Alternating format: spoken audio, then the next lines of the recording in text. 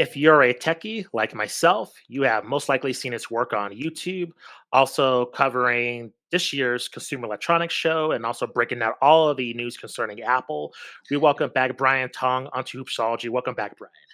What up, Justin? What up, Matt? Thanks so much for having me. Really appreciate it, guys. Thanks for coming on to the show. Really enjoyed your appearance last time and really wanted kind of to wait just to see what the timing was. And I think it's perfect to have you on now because just you covering the Apple Vision Pro and just the integration with the NBA, I think this is the perfect time. But before we talk about that, last time we had you on, it was around the time of the NBA when they were in the bubble, and we were talking about kind of the technological innovations that they had in terms of bringing the NBA to the fans without any actual attendance. Now it's been a few years since then. Things from a presentation standpoint is back to normal. Have you seen anything from that time to now that the NBA has carried over that you wish the NBA carried over? Like, what have you think that transition time has been in terms of now we're watching games pretty much normally, going to venues, watching the games on TV with fans in attendance? You know what I think what's interesting? I didn't think about this until you brought it up, and now it just hit me. I think what the NBA has been doing, and it's been actually been smart about it, this might be more NBA and their partners, is, even whether it's the All-Star game or whether it's some broadcast, they're running simultaneous commentary broadcasts that are a lot looser, that are a lot organic, alongside of the main broadcast, knowing that there actually are two different audiences that this appeals to. And because they have such a broad reach, they're using these different platforms to now simultaneously broadcast two broadcasts at the same time.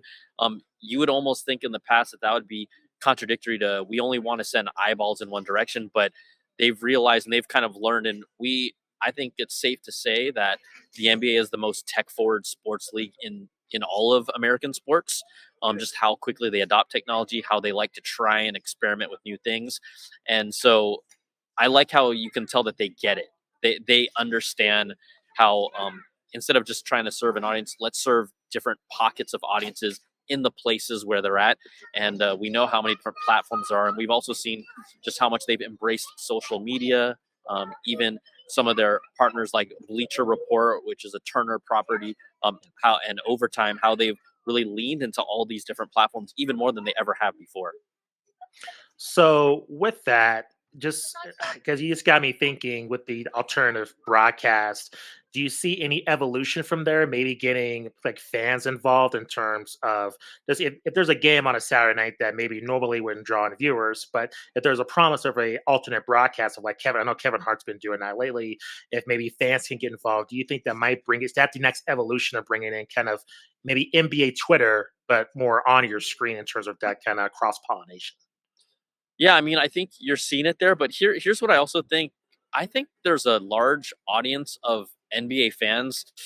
This might be sacrilegious to say, but that aren't actually as hardcore of fans of the actual game of basketball as they are of the spectacle and the culture of basketball, if that makes sense. I think there's Totally agree. two Yeah. totally different audiences now that have shaped and formed. And so you'll watch the regular broadcast if you typically are maybe, let's say, a more traditional hoops fan. But if you kind of just are looking at the NBA as really a pure entertainment play, you're going to go to these alternative broadcasts. You're going to, have a beer and or a drink and just not even care about the stats, but you care about the jokes and the spectacle that's happening within the game.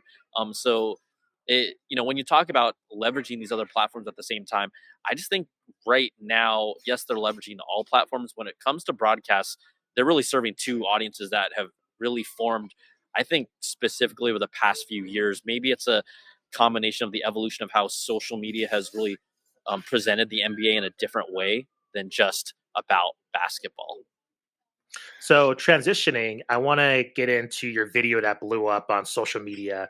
It really caught my eye. Honestly, it's one of the main reasons why I would want an Apple Vision Pro is you testing out the NBA app on this device, just seeing all the screens, being able to just consume all this media all at once. It's been about a month now since the Apple Vision Pro has come out. I've heard some of the criticisms in terms of wearing it for a long time. Of course, when you're watching the NBA game, you want to watch the entire thing, not just 45 minutes. So, since the time you have had this device, what do you think the viewing experience is from just a sports perspective using the NBA League Pass app? Has it improved? Has it not? Have you gotten more excited about it, or have you gotten more discouraged just due to maybe the wear and tear of just wearing the device? Yeah, I think the NBA app itself, it has not changed fundamentally since when I first showed it off. But as someone who uses these products, and I do like to play with them just because I am a tech reviewer, but I jump in the Apple Vision Pro typically like for about half an hour to an hour at the end of the night just to kind of relax. And also, it still is an experience like no other. The technology is off the charts. Do I feel like it's getting stale? I don't feel like the NBA app is getting stale. I think that I'm waiting for more experiences and ways to interact and consume media with it. But from an NBA standpoint, that app is still mind blowing. It depends on who you talk to. I know people. I'm not one of these people, but I know people who can wear this thing for hours and are doing that. Right. I think people that try it on for the first time, it is really heavy on your face. But I will also say and tell you that after you keep on using this for a little while, after week one, I think something's happening where we're actually developing muscles or strength in here where it just doesn't feel as it sounds weird, but I think you're really developing some level of cheek muscle that after week one and then week two and then week three, it actually is more comfortable to wear. And I'm the type of person who, when I first put on in my review, I said, "Look, you're gonna feel the weight of this, but there is something to how we're adapting from a standpoint of just putting on a device like this and consuming all the media." I still think the experience for the NBA blows my mind. You both mentioned that social media video. I'll tell you right now, I actually was so tired after making that review video because I was fortunate to be one of the first people to get it out. I was so tired. I didn't even put anything up on social media the day after I posted my video. Someone clipped that NBA clip from my video Oh wow. and put it on social. And then people started hitting me up. They're like, "Dude, you're on overtime. Kevin O'Connor's picking up your piece." And it was just cool to see that my excitement from it and not realizing in the moment. I knew it was a big deal, but I didn't realize people would react that way to it. Um, it also reminds you of just how technology and social media can blow up. And here's the thing, just kind of what we talked about earlier, that was a moment that is actually beyond the game of basketball. That's kind of like contributing to the culture of basketball, where we talk about these two different audiences, and that's where it got really picked up. You mentioned waiting for more things to do in terms of that NBA app experience. What do you where do you envision this going? What are some things you'd like to see and be able to do from that? Yeah, Matt, I think I guess I wasn't speaking specifically about the NBA app, but I could, if we do talk specifically to the NBA app, we know that, and this was like, geez, 7, 8 years ago. I remember going to a Warriors game when I worked at my previous outlet before I went independent, and I covered a lot of the technology around Next VR, which was a VR platform. And we know, for people that aren't familiar, the NBA leaned very heavily into the NBA games broadcast in VR. Now, there's currently today there's the platform on Quest called Xstadium or Xstadia VR, where you can watch some VR games. But the NBA really leaned into this literally 8 years ago, where you were wearing a phone, you were sliding like a Samsung phone into a plastic headset to wear this. Okay. I The remember difference is those. that the technology back then was not, it was still probably streaming around 720p video. It wasn't that great, but they were putting on live broadcasts with announcers, with side play by play. And people might not remember that while you're watching real time, it would take a couple seconds to load. You could change the camera angle you're watching at real time in a game. So I could watch from the baseline. I could watch from the sideline. I could watch from like maybe 20 rows back. Like, that's crazy. And so we know that Apple actually acquired that company, Next VR. So Apple has that technology. Apple has a really tight relationship with the NBA. It's only a matter of time, everybody, where we're going to get true VR in 4K level, at least 1080p um, experiences with spatial audio, where we're going to actually, that also makes a difference when you're watching VR content. We're going to feel the sound around you, hear the court, hear the crowd, hear the players, quite honestly. That's going to come. We don't know when. But it's going to come, because all the pieces are there and the partnerships are there, and we know how forward thinking both Apple and the NBA are. Do you know why the NBA has been more forward thinking in this regard compared to the NFL, Major League Baseball, other leagues? Like, is this because the culture of basketball is more progressively thinking, or do you think the NBA has taken more progressive steps? Like, have you seen a change from David Stern to Adam Silver being commissioner? Like, how long has this relationship with technology really grown in terms of the NBA really being at the forefront of technology?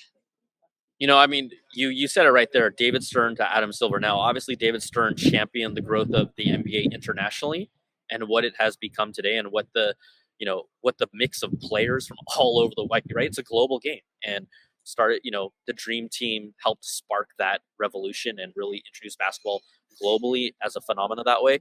But you look at Adam Silver. I think it starts even just from how Adam Silver approached social issues and embraced the fact of what's happening around the world. That instantly told me, like, okay, this is a commissioner that understands the world and society and basketball. And so you take that perspective, and then that he is looking at every aspect of this puzzle, to be like, where can we fit and where can we put things here and there.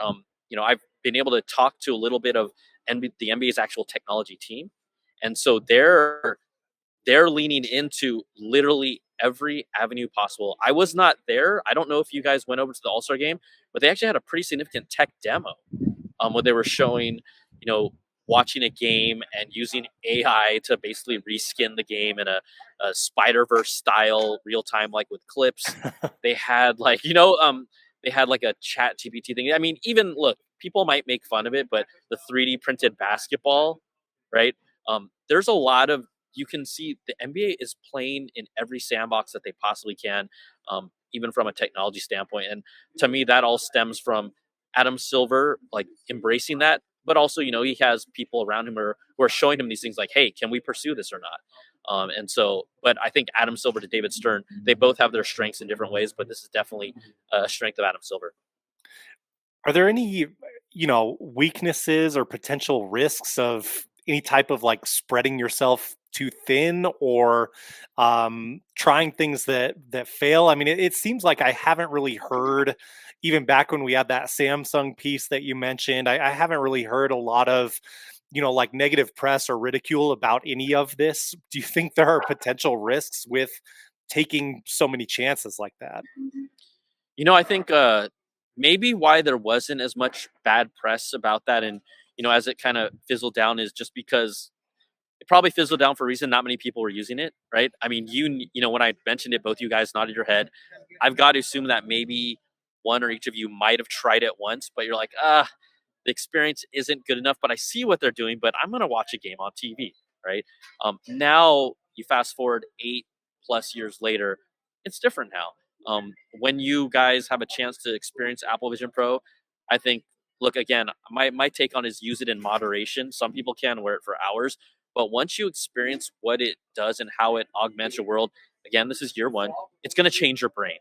It's going to make you think, oh, there are other things possible now that I didn't think about or envision. But now that you see the fundamentals of how this thing operates, how you interact with it with your hands, how it lays information on top of it. Yes, it is a headset, but it is a different kind of headset than we have ever seen on the market today. So, you have to have things like this to kind of push the boundaries. And from a standpoint of you asking Matt, are there negatives? I I I tend to feel like, as in sports and for sports fans, we're lucky that they're willing to experiment, and so I don't think we hate on it too much. People are hating on the culture of the NBA and the players because they got their personal issues. They're laying all their frustrations out there. But from a standpoint of like, right, we know this, right? The stupid stuff that people say is ridiculous. Like, they don't treat these players as human beings, first of all. But beyond that, all these side things. Even let's talk about NBA Top Shot, right? Not Yes. not the most successful platform. I dabbled in it. I played with it. I had fun with it. But even though it fizzled out, it's still around. Okay, I don't want to speak ill will against, but it's just more of the nature of Web3 and people still trying to figure that out. The NBA tried it, and I thought that was awesome. They tried it, and so I don't hold it against them for trying it. Um, it speaks some more about the culture of how the NBA is willing again to try things, and whether they succeed or fail, they're still going to give it a go. And so I like that. Another thing that comes to mind with the VR experience, and if it really does become a thing where I want to wear it not just to strengthen my cheek muscles, but but to to experience the games and all that. I do wonder if there's any pushback behind the scenes from ownership in terms of like, hey, this is going to dissuade the average person. We know a lot of people shop at Apple and are into Apple products. Is this going to, have a negative effect on us in terms of sales? I think in terms of scaling, you can imagine how many people you might potentially be able to draw in, and maybe that's the answer to the question. But do you think there are risks in terms of that in-person experience? I think you make a good point, and there's always going to be some inherent risk, but I think you're going to be able to reach a lot more people, right? So think about, I used to be a season ticket holder for the Warriors when they were bad. Okay, and when I say bad, this is like Curry's rookie year.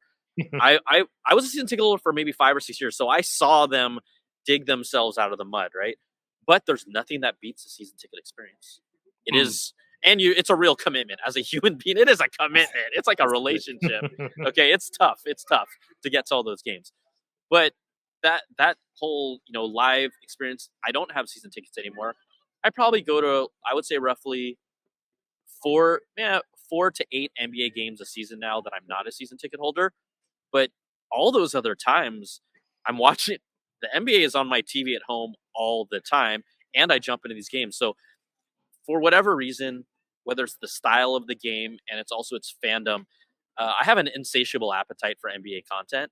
And so I think there's always a place for an NBA fan, whether they're going to the game or whether they're seeing it at home. And then you think of taking this as when it gets to that point globally, right? Broadly. If someone's paying for NBA League Pass 179, I mean, let's be honest, the price of a ticket, even in the nosebleeds, is it's really it's getting unattainable, and it's like a Christmas present for a family of four to go to an Yeah. NBA game now, right? We're Yeah. at that point where it's really a treat, and it's not like how it used to be. And so I think these devices and these digital platforms, and I think the NBA knows that ticket prices are actually too high, but it's not stopping people from going to the games. So what are some of these other ways that, if a season ticket package for me cost around $3,000 back in the day, I know it's more now, but okay, an Apple Vision Pro, although still expensive for the general consumer, $3,500 plus NBA League Pass, which is I think is around 179, and I can watch every game. That's a pretty good deal. So I think there's definitely places to fill in the gaps of whether you're live or in person, or you want to experience it in a digital way. So, what about the melding of the two worlds? Because I think we're talking about a fan watching the NBA on the Apple Vision Pro at home, but I've seen people actually take the Apple Vision Pro into real world, playing on these videos, and I just want to see is this actually like applicable? Have you done this where you get to use it in the real world? I find it interesting because I see some things that are really cool, but at the same time, it's kind of like it's a step above people complaining about people on their cell phones all the time. I think this is that on steroids, but yet at an NBA game using the device, I think I saw an influencer do this.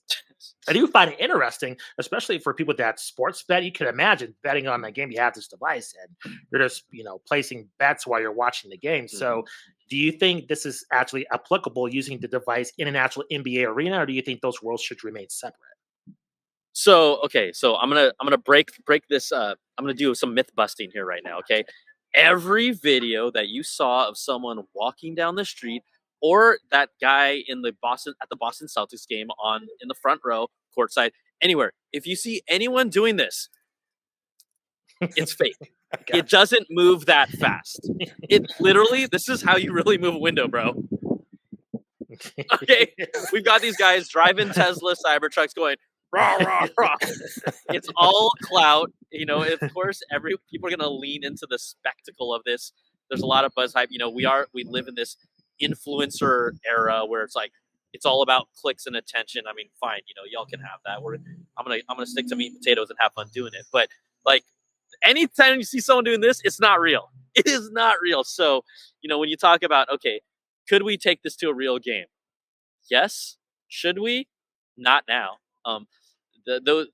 I'm sure that person who took it courtside, maybe he wore it the whole game, but I'm going to tell you, he probably had a big old fat impression on his face by the end of the game, right? Of course, we know technology will get lighter in weight. It'll get smaller. It'll get more affordable until we get to it to be more a little more lightweight. I don't feel like we should be mixing these anytime soon. But again, I haven't seen someone wearing it in public yet. I live in LA and I travel a lot of cities, and I haven't seen anyone yet just actually wearing it normally. The first few weeks, we got all these people making videos about it. I'm in the subway, I'm doing this, but are they doing that anymore? Probably all those people that were just getting that attention. Hell no, it's not happening. But can it happen? Sure. I think one real quick thing is I think the best place to use this Apple Vision Pro is on a plane. It's an Mm. amazing experience on a plane where you're cramped in a seat and all of a sudden, and you can do little small motions. You don't have to do these big bombastic motions, but just little flicks of the wrist. I used it on a plane to New York a couple times, and it was incredible for that. So there are places that this can exist in the public space.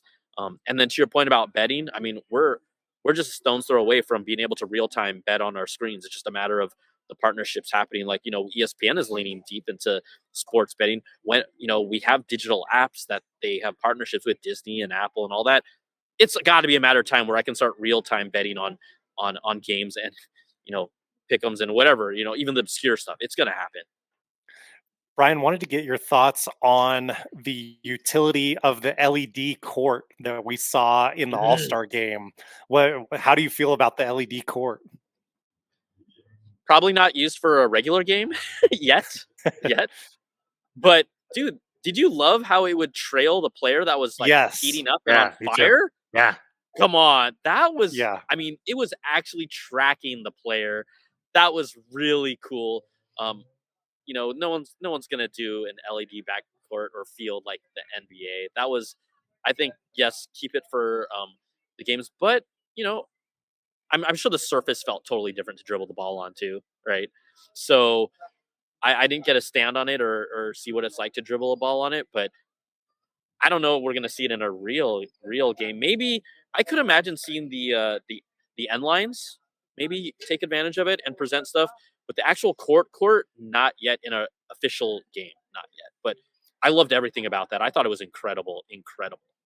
Yeah, I thought it was really cool. I yeah, I me do too. wonder how it looked in the room, but I'm thinking we got to have like an NBA Jam night at some point with the LED court. Like a guy hits three Right? shots in a row and he's got the fire on the floor around him or something. I think some incredible possibilities with that. I mean, what's I'm sorry, it slipped my mind. It's not called the Big Baller League, but what is Ice Cube's a 3-on-3 league called? Big three. A Big Three. I said Big Baller. That's a great place to experiment with it. I know it's an That's right. NBA product. I know there was some controversy about the NBA kind of pushing out the big three and not, getting airtime or things like that. But I think that would, they need to experiment with that more. But that would be a pretty fun format to see the LED court kind of thrive and kind of do a lot of experimentation on it with the big three games. But um, how about this? Will we all see it in our lifetime? Maybe make it to an actual NBA game. I gotta imagine even the exhibition games that they do internationally, we could see it there, right? Just as a showcase for the league. So I don't know. I mean, what do you guys think about that whole thing? Oh, I loved it. I think they should use it immediately for the All-Star game. I think just something new, something different. I think even for like advertising, I think that's something you can get way more just from making money, just from pure capitalism standpoint. I mean, how many ads can you have on there? You just rotates the entire game. So, and then just for the viewer, I think there's plenty of things that can be entertaining to enhance the viewing experience. So I thought it was awesome. Yeah. What about you, Matt? Yeah. Yeah, I mean, I'm all for it. Much like you, Brian, I'm seeing in terms of in person, I'm definitely like 1 to 2 games a year from I mean, I have to make a pretty big drive up to like Denver where Justin is to get to NBA games that I want to see. So in terms of the amount of people viewing from TV right now, and kind of in line with what we said about the VR experience. I think if it makes a better TV viewing experience, I think they should go for it. Yeah. So you guys go to Nuggets games then? Every now and then, Occasionally, yeah, yeah. yep. It must be hard to get tickets there. Not really. I might take some heat for this. The fans, they're passionate about basketball, but football's the number one sport here. I Yeah, mean, yeah. Oh, yeah, yeah. even if the Broncos are terrible, I mean, they run the show, and then it's the Avalanche and probably the Rockies are third, and the Nuggets are fourth, in my opinion. Yeah, Um, yeah. I was gonna say, so my wife used to work out in Denver, Oh, doing weather, so I spent a lot of time there. I've never seen so many jerseys at church. For like people were wearing their Peyton Manning jerseys at yep, church on Sunday. So when you say it's a No, football town, it's definitely a football town. no, it's definitely. really a lot like that episode of South Park where the priest is saying, "Let's go Broncos." I mean, there are elements of that. I So mean, that's true. exaggeration, but not by too far. You're right Agreed. about jerseys in church. It's totally true.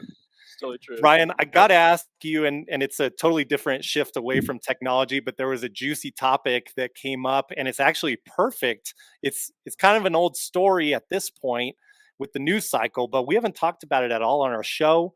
And you had Warriors season tickets, you're a fan. What did you think of the rumors about LeBron, kind of fishing, testing the waters on maybe going to Golden State? I mean, is that something where there's like bad blood in the past? You wouldn't want to see that, or like, what are your thoughts on what went down with the rumor of LeBron to the Warriors? Because it seemed like there was, more than a 5% chance of it happening. I mean, I'm sure. I'm sure. How about this? The fact that he totally played off that he heard nothing about it. That was Yeah, 100% false. yeah. I Come on, mean, LeBron. when he was asked on broadcast, I'm like, give me a break, because that the questions were posed to Steph Curry, Klay Thompson, and Draymond Green. They all had to at least give their input and opinion, whether they felt sure go for it or no. Like everyone knew. It's just that once the rumor came out, people were like, hmm. So LeBron, the master of narrative and media manipulation, put it That put it was like put a it the way he wanted LeBron. to. He has like these corny dad moments, He where does. I feel like that's like a Yeah. corny dad thing that like I would do at the table, like, "Oh, kids, I don't know where did this box come from?" Or like, yeah, I don't, you know, I I don't know. LeBron had one of those moments that he does every now and then. All due respect, he's great. I love his Of game, course, but I love LeBron. I love the NBA. That's people are like, how do you love all these players? I'm like, I love the NBA. But here's the thing: if Chris Paul came to the Warriors, anything can happen. If Chris mm, Paul was able to come to the Warriors, any player is could possibly come to the Warriors, because there's no player. People hated Chris Paul more than they hated, whatever, disliked, and really did hate. no, More that's a they good point. dislike Chris Paul more than they dislike LeBron. That's So yeah, true. the fact that the fan base has actually embraced Chris Paul, like, they really have. I feel like, and me watching, I'm just like, damn, I'm rooting for Chris Paul on this team. Tells you that, at the end of the day, everyone wants great players on their team. I'm glad it didn't go through, to be honest. We already had Kevin Durant. Do I want to see something like that again? Even though they're in the later phase of their career, it's like the games have been better when Curry and LeBron are separate. It's just better for the game of basketball and what I we've agree. seen when those teams go head to head. And so I don't care. It sounds messed up. I don't care if we win another title or not. I just want to see great basketball. I don't think we're title contenders, so that's not my priority right now. I just want to see great basketball with great players. Yeah, the other thing too is, it probably, say it went down. I mean, probably the thing that needed to happen to make it happen is Klay Thompson is off the roster at Mm, that point. So I mm. wonder if that, even though you get LeBron, I wonder if that leaves a sour taste in the mouth in that regard. Breaking up the Yeah, Splash Brothers for it.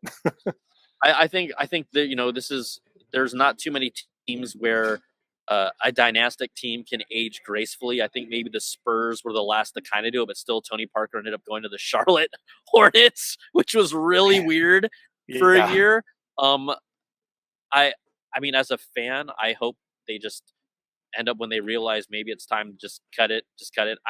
I don't mind seeing them right off in the sunset, and I love seeing the rise of the young players that are finally getting some some burn with Jonathan Kuminga and everything. I've always wanted to see him rise. So, we'll see how it plays out. But I actually wouldn't want to see them break up and end up on weird random teams. It just feels icky. No, that makes sense. Yeah, it's always weird when you have just, a player that's been with a franchise traditionally for a long time and then they end up with a new team for like a couple of years. Like I'm a big 49ers fan. I even seeing, Yep. Joe Montana play for the Chiefs.